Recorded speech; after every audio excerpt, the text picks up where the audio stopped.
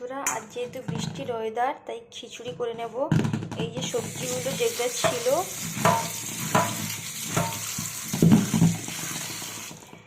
যে সবজিগুলো আমার বাড়িতে ছিল আজকে, সেইগুলোই আজকে দিয়ে খিচুড়িটা বানাবো। ধুয়ে নিয়েছি। আর এদিকে দেখো, কড়াইতে তেল অলরেডি দিয়ে দিয়েছি। এবারে সবজিগুলোকে একে একে তুলে নেব। নিয়েছি পরিমাণ মতো ডাল, মুগ ডাল নিয়েছি, আর যেহেতু পূর্ণিমা, আর সঙ্গে চাল। এটা দিয়ে খিচুড়ি বানিয়ে নেব।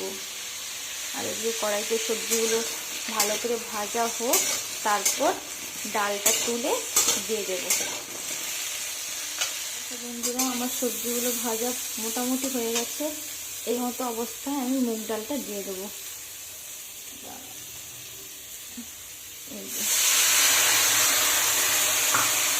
দিয়ে আবার খানিকক্ষণ ভালো করে ভেজে নেব।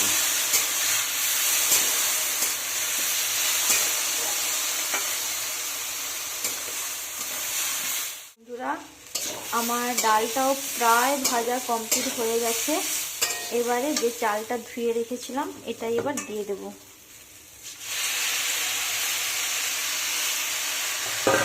দেখো, দিয়ে ভালো করে একটু নেড়ে নিয়ে এই সাইডে একটু গরম জল বসিয়েছি, ওটাই দিয়ে দেবো, যাতে রান্নাটা একটু তাড়াতাড়ি হয়ে যায়। সেই জন্যই এই ব্যবস্থা করা। আর তোমরা চাইলে ঠান্ডা জল দিতে পারো, কোনো প্রবলেম নেই। বন্ধুরা, এই দেখো খিচুড়িতে জল দিয়ে দিয়েছি, এখন ফোটার অপেক্ষায় রইলাম।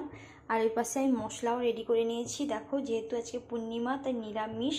আদাটা করে নিয়েছি, টমেটো একটু করে নিয়েছি, কাঁচা লঙ্কা একটা নিয়েছি, আর এখানে জিরে গুঁড়ি, হলুদ গুঁড়ি আর লঙ্কা গুঁড়ি। এটাই আমি ফোড়ন দিয়ে ভালো করে মশলাটা কষিয়ে নেব। চলো দেখতে থাকো। বন্ধুরা, আমার প্রায় কমপ্লিট। এই নামানোর আগে অল্প একটু ঘি দিয়ে দিয়েছি। আর তোমরা চিনি খেলে অল্প একটু চিনি দিয়ে নামিয়ে দিলে কমপ্লিট খিচুড়ি। দেখো, প্রায় কমপ্লিট। এবার আবার নামিয়ে নেব।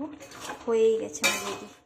আমার রান্না পুরো কমপ্লিট। চলো আজকে এই বৃষ্টির দিনে আজকে মেনুটা তোমাদের সঙ্গে শেয়ার করি। দেখো বন্ধুরা, নিয়ে নিয়েছি খিচুড়ি, পাঁপড় ভাজা, সঙ্গে আচার আমের, আর শশা। এই শশাগুলো কিন্তু একদম টাটকা, একদম ছোট্ট শশা, খেতে কিন্তু হেভি টেস্টি। কেমন লাগলো জানিও।